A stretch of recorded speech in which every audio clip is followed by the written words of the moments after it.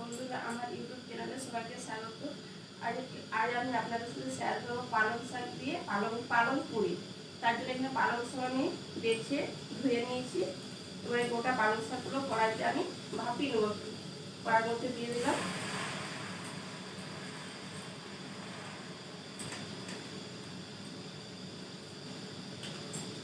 একটু চাপা দিয়ে রেখে দিলাম, এতে ভাপানো হয়ে যাবে। চাপা খুলে এবার দেখি বন্ধুরা, পালং শাকটি ভাপানো হয়ে গেছে। 5 মিনিট আমি পালং শাকটা ভাপিয়ে নিয়েছিলাম। এই দেখুন পালং শাক ভাপানো হয়ে গেছে। পালং শাকটি ঠান্ডা করে নেব, নামিয়ে ঠান্ডা করে নেব।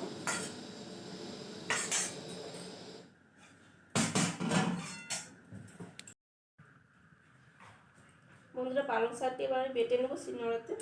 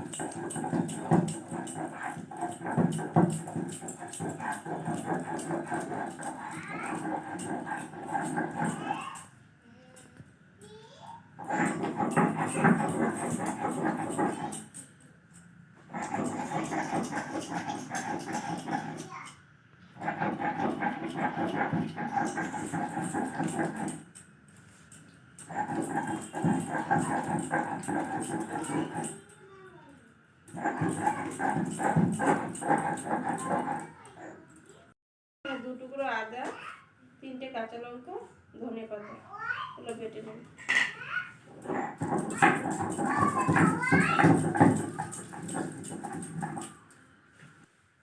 এখানে আমি ময়দা নিয়েছি বাটিতে। এবার পুরির জন্য ডোটা মাখিয়ে নেব। তার মধ্যে দিয়ে দিলাম এই যে পালং শাক বাটা, এখানে ধনে পাতা, আদা, কাঁচা লঙ্কা বাটা, পরিমাণ মতো লবণ,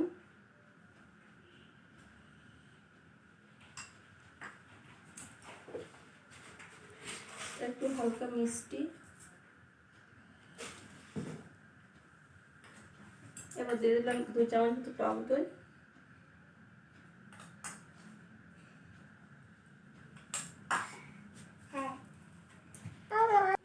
দিয়ে দিলাম একটু কালো জিরে, আর ময়ামের জন্য একটু সাদা তেল অল্প করে।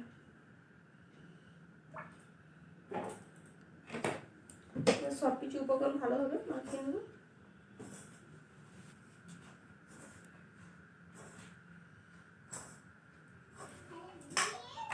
ডোটা আমি এভাবে মাখিয়ে নিচ্ছি। এই দেখুন বন্ধুরা, এই যে এইভাবে নরম করে, খুব শক্ত নয়, খুব নরম নয়। ডোটি মাখানো হয়ে গেছে। আবার লেচি কেটে নেব লুচির জন্য। এভাবে সব লেচি কেটে নিয়েছি। এবার বেলে নেব। তেল দিয়ে একটু হালকা তেল দিয়ে বেলে নেব।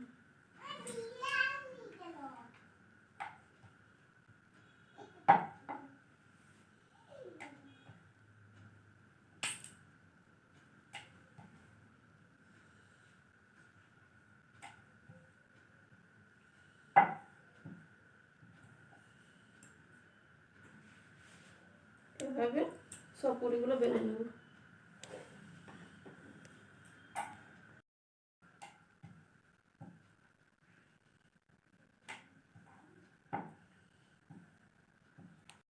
বন্ধুরা, কড়াইতে তেল দিয়ে দিয়েছিলাম। তেল খুব ভালো করে গরম হয়ে গেছে। এবার পুরিগুলো এক এক করে সব ভেজে নেব।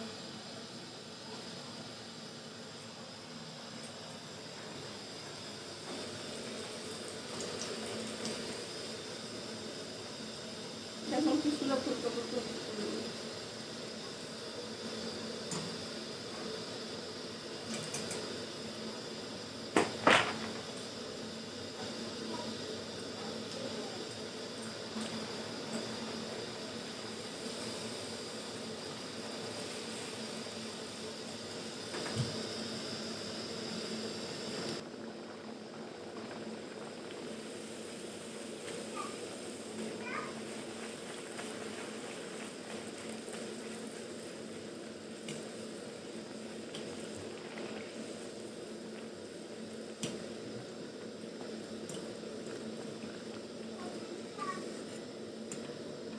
বন্ধুরা আমার সব কচুরিগুলো ভাজা হয়ে গেছে। দেখুন প্রতিটা কচুরি কি সুন্দর ফুলকো ফুলকো হয়েছে, দেখতে যেমন খেতেও সেরকম সুন্দর সবুজ সবুজ হয়েছে। পালং শাক কচুরি তাই কি সুন্দর সবুজ সবুজ হয়েছে, প্রতিটাই ফুলকো ফুলকো হয়েছে।